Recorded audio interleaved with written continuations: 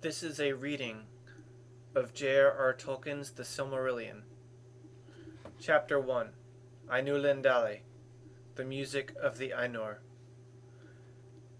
There was Eru, the One, who in Arda is called Iluvatar, and he made first the Ainur, the Holy Ones, that were the offspring of his thought, and they were with him before aught else was made. And he spoke to them, propounding to them themes of music, and they sang before him, and he was glad. But for a long while they sang only each alone, or but few together, while the rest hearkened, for each comprehended only that part of the mind of Iluvatar from which he came, and in the understanding of their brethren they grew but slowly. Yet ever as they listened they came to deeper understanding, and increased in unison and harmony. And it came to pass that Iluvatar called together all the Ainur, and declared to them a mighty theme, unfolding to them things greater and more wonderful than he had yet revealed, and the glory of its beginning and the splendor of its end amazed the Ainur, so that they bowed before Iluvatar and were silent. Then Iluvatar said to them, "Of the theme that I have declared to you, I will now that ye make in harmony together a great music. And since I have kindled you with the flame imperishable, ye shall show forth your powers in adorning this theme, each with his own thoughts and devices if he will. But I will sit and hearken, and be glad that through you great beauty has been wakened into song." Then the voices of the Ainur, like unto harps and lutes, and pipes and trumpets, and viols and organs, and like unto countless choirs, singing with words, began to fashion the theme of Iluvatar to a great music, and a sound arose of endless interchanging melodies, woven in harmony that passed beyond hearing, into the depths and into the heights, into the places of the dwelling of Iluvatar were filled with overflowing, and the music and the echo of the music went out into the void, and it was not void. Never since have the Ainur made any music like to this music, though it has been said that a greater still shall be made before Iluvatar by the choirs of the Ainur and the children of Iluvatar after the end of days. Then the themes of Iluvatar shall be played aright, and take being in the moment of their utterance, for all shall then understand fully his intent in their part, and each shall know the comprehension of each, and Iluvatar shall give to their thoughts the secret fire, being well pleased. But now Iluvatar sat and hearkened, and for a great while it seemed good to him, for in the music there were no flaws. But as the theme progressed, it came into the heart of Melkor to interweave matters of his own imagining that were not in accord with the theme of Iluvatar, for he sought therein to increase the power and glory of the part assigned to himself.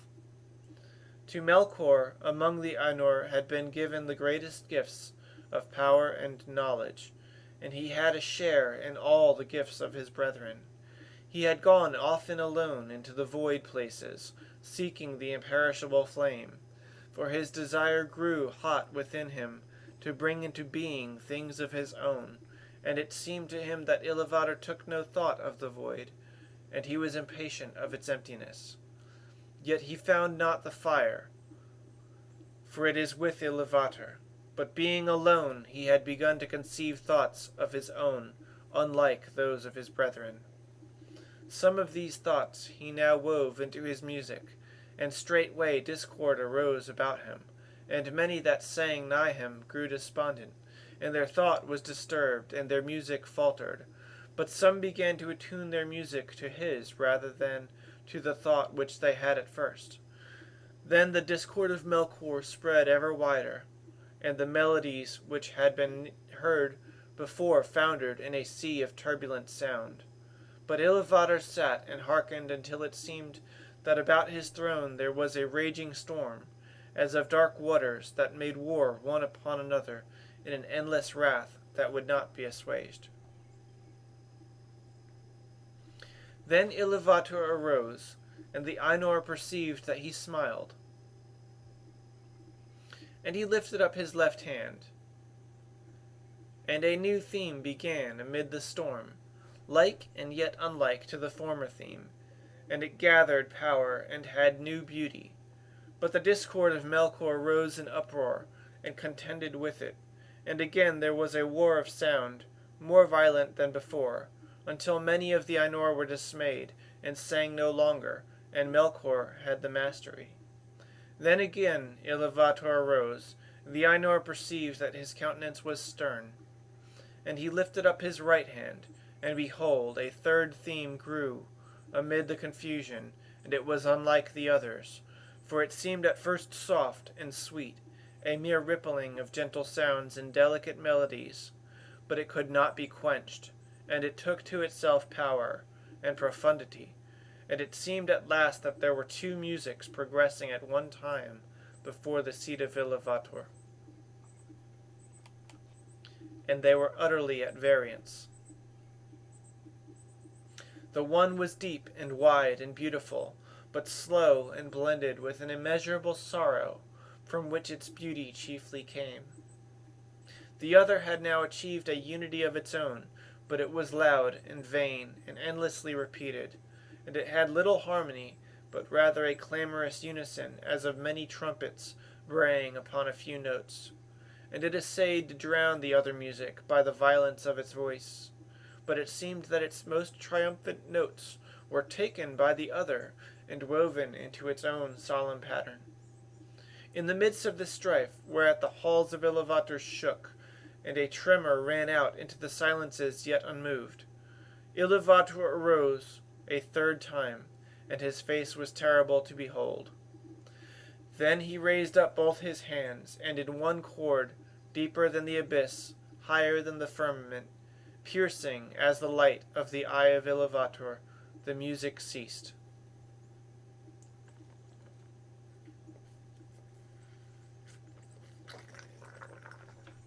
Then Iluvatar spoke, and he said, "Mighty are the Ainur, and mightiest among them is Melkor.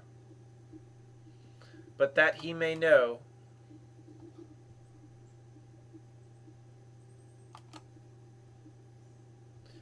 and all the Ainur, that I am Iluvatar, those things that ye have sung, I will show them forth, that ye may see what ye have done. And thou, Melkor, shalt see that no theme may be played that hath not its uttermost source in me, nor can any alter the music in my despite. For he that attempteth this shall prove but mine instrument, in the devising of things more wonderful, which he himself hath not imagined."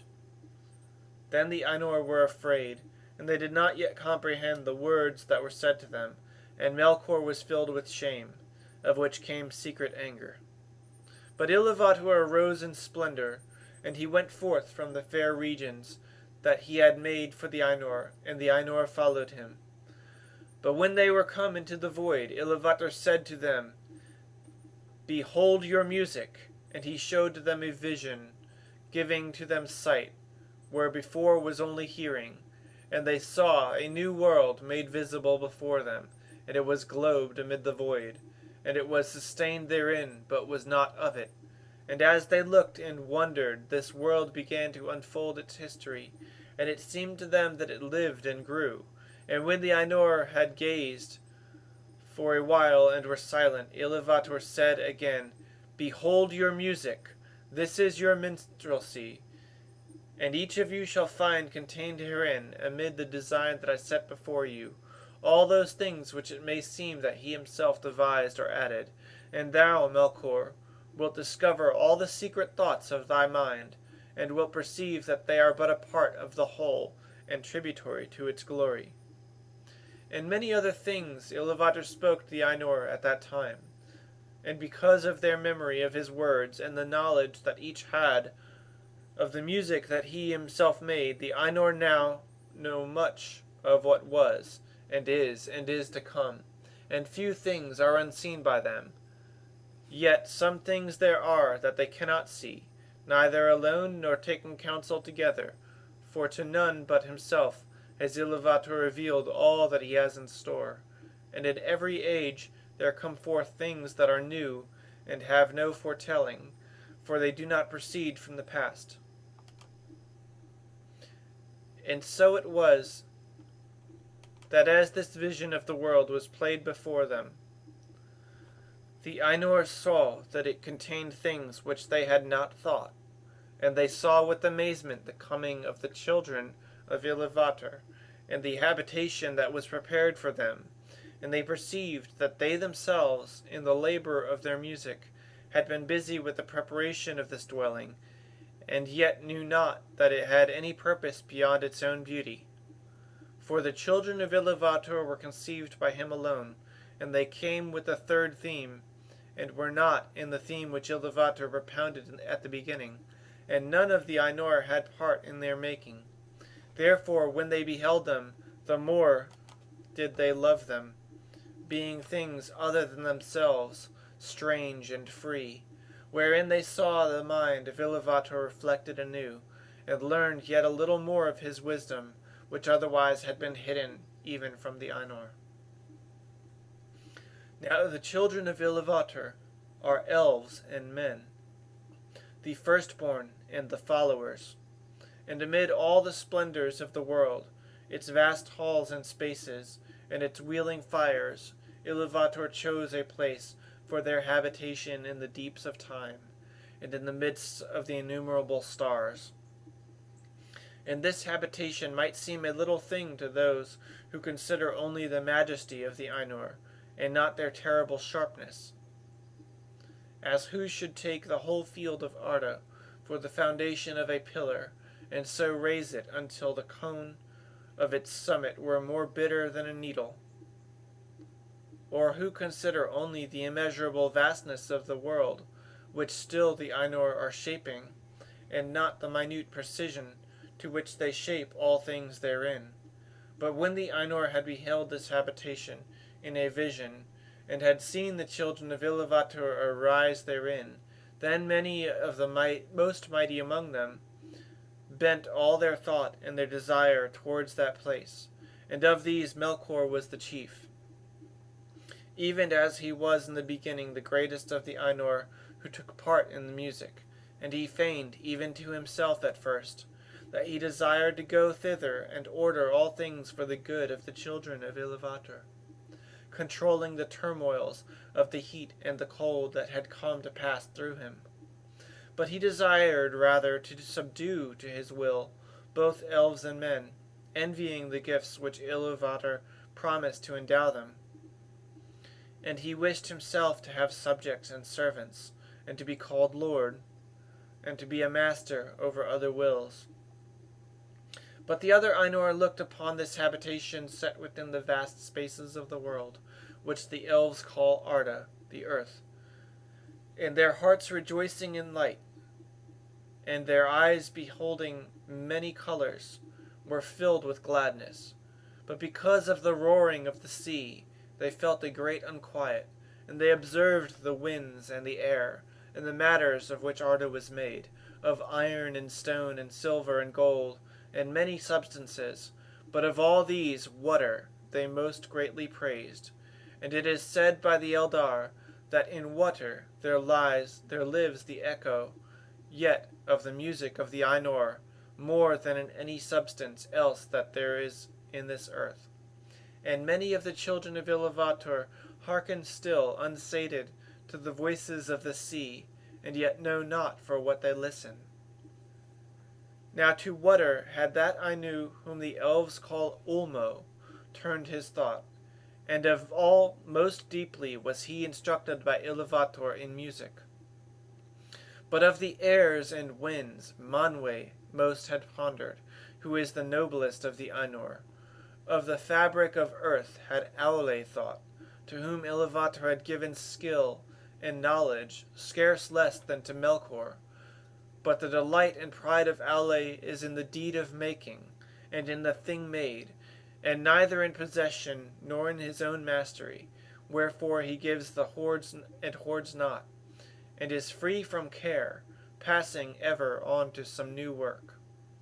And Iluvatar spoke to Olmo, and said,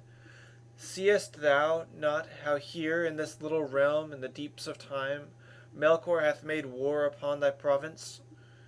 He had bethought himself of bitter and cold immoderate,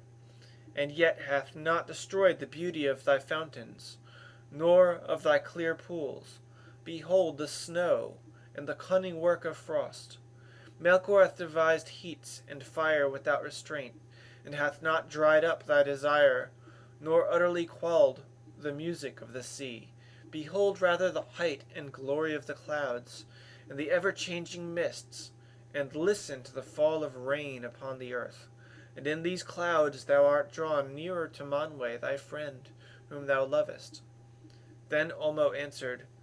Truly, water is become now fairer than my heart imagined, neither had my secret thought conceived. The snowflake, nor in all my music was contained the falling of the rain. I will seek Manwe, that he and I may make melodies for ever to thy delight. And Manwe and Olmo have from the beginning been allied, and in all things have served most faithfully the purpose of Iluvatar. But even as Olmo spoke, and while the Ainur were yet gazing upon this vision, it was taken away and hidden from their sight, and it seemed to them that in that moment they perceived a new thing, darkness, which they had not known before except in thought. But they had become enamored of the beauty of the vision and engrossed in the unfolding of the world, which came there to being, and their minds were filled with it.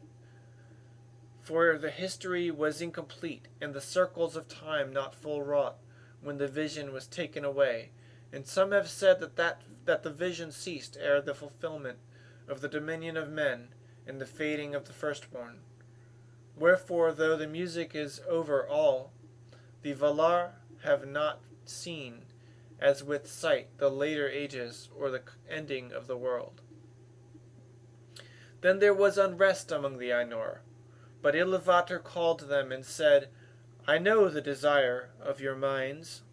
that what ye have seen should verily be, not only in your thought, but even as ye yourselves are, and yet other. Therefore I say, Ea, let these things be, and I will send forth into the void the flame imperishable, and it shall be at the heart of the world, and the world shall be. And those of you that will may go down into it. And suddenly the Ainur saw afar off a light, as it were a cloud with a living heart of flame, and they knew that this was no vision only, but that Iluvatar had made a new thing, Ea, the world that is. Thus it came to pass that of the Ainur some abode still with Iluvatar, beyond the confines of the world, but others, and among them many of the greatest and most fair, took the leave of Iluvatar, and descended into it. But this condition Iluvatar made, or it is the necessity of their love, that their power should thenceforward be contained and bounded in the world, to be within it forever until it is complete, so that they are its life, and it is theirs. And therefore they are named the Valar, the powers of the world. But when the Valar entered into Ea, they were at first astounded and at a loss, for it was as if naught yet was made, which they had seen in vision, and all was but on point to begin, and yet unshaped, and it was dark, for the great music had been but the growth and flowering of thought in the timeless halls, and the vision only a foreshadowing. But now they had entered in at the beginning of time, and the Valar perceived that the world had been but foreshadowed and forsung, and they must achieve it. So began their great labors in wastes unmeasured and unexplored, and in ages uncounted and forgotten, until in the deeps of time, and in the midst of the vast halls of Ea, there came to be that hour and that place where was made the habitation of the children of Iluvatar. And in this work the chief part was taken by Manwe and Aule and Olmo. But Melkor too was there from the first, and he meddled in all that was done, turning it if he might to his own desires and purposes. And he kindled great fires. When therefore earth was yet young and full of flame, Melkor coveted it, and he said to the other Valar, This shall be my own kingdom, and I name it unto myself. But Manwe was the brother of Melkor in the mind of Iluvatar, and he was the chief instrument of the second theme that Iluvatar had raised up against the discord of Melkor, and he called unto himself many spirits, both greater and less, and they came down into the fields of Arda, and aided Manwe, lest Melkor should hinder the fulfillment of their labor forever, and the earth should wither ere it flowered. And Manwe said unto Melkor, This kingdom thou shalt not take for thy own, wrongfully so, for many others have labored here no less than thou. And there was strife between Melkor and the other Valar, and for that time Melkor withdrew, and departed to other regions, and did there what he would, but he did not put the desire of the kingdom of Arda from his heart. Now the Valar took to themselves shape and hue, and because they were drawn into the world by the love of the children of Iluvatar, for whom they hoped, they took shape after that manner which they had beheld in the vision of Iluvatar, save only in majesty and splendor. Moreover, their shape comes from their knowledge of the visible world, rather than of the world itself, and they need it not, save only as we use raiment, and yet we may be naked and suffer no loss of our being. Therefore the Valar may walk, if they will, unclad, and even then the Eldar cannot clearly perceive them, though they be present. But when they desire to clothe themselves, the Valar take upon them forms, some as of male and some as of female, for that difference of temper they had, even from the beginning, and it is but bodied forth in the choice of each, not made by the choice, even as with us male and female may be shown by the raiment, but is not made thereby. But the shapes wherein the great ones array themselves are not at all times like to the shapes of the kings and queens of the children of Iluvatar, for at times they may clothe themselves in their own thought, made visible in forms of majesty and dread. And the Valar drew unto them many companions, some less, some well nigh as great as themselves, and they labored together in the ordering of the earth and the curbing of its tumults. Then Melkor saw what was done, and that the Valar walked on earth as powers visible, clad in the raiment of the world, and were lovely and glorious to see, and blissful, and that the earth was becoming as a garden for their delight, for its turmoils were subdued. His envy grew then the greater within him, and he also took visible form. But because of his mood and the malice that burned in him, that form was dark and terrible, and he descended upon Arda in power and majesty, greater than any of the Valar, as a mountain that wades in the sea, and has its head above the clouds, and is clad in ice and crowned with smoke and fire. And the light of the eyes of Melkor was like a flame that withers with heat and pierces with a deadly cold. Thus began the first battle of the Valar with Melkor for the dominion of Arda, and of those tumults the elves know but little, for what has here been declared is come from the Valar themselves, with whom the Eldali speak in the land of Valinor, and by whom they were instructed, but little would the Valar ever tell of the wars before the coming of the elves. Yet it is told among the Eldar that the Valar endeavored ever, in despite of Melkor, to rule the earth, and to prepare it for the coming of the firstborn. And they built lands, and Melkor destroyed them. Valleys they delved, and Melkor raised them up. Mountains they carved, and Melkor threw them down. Seas they hallowed, and Melkor spilled them, and naught might have peace or come to lasting growth, for as surely as the Valar began a labor, so would Melkor undo it, or corrupt it.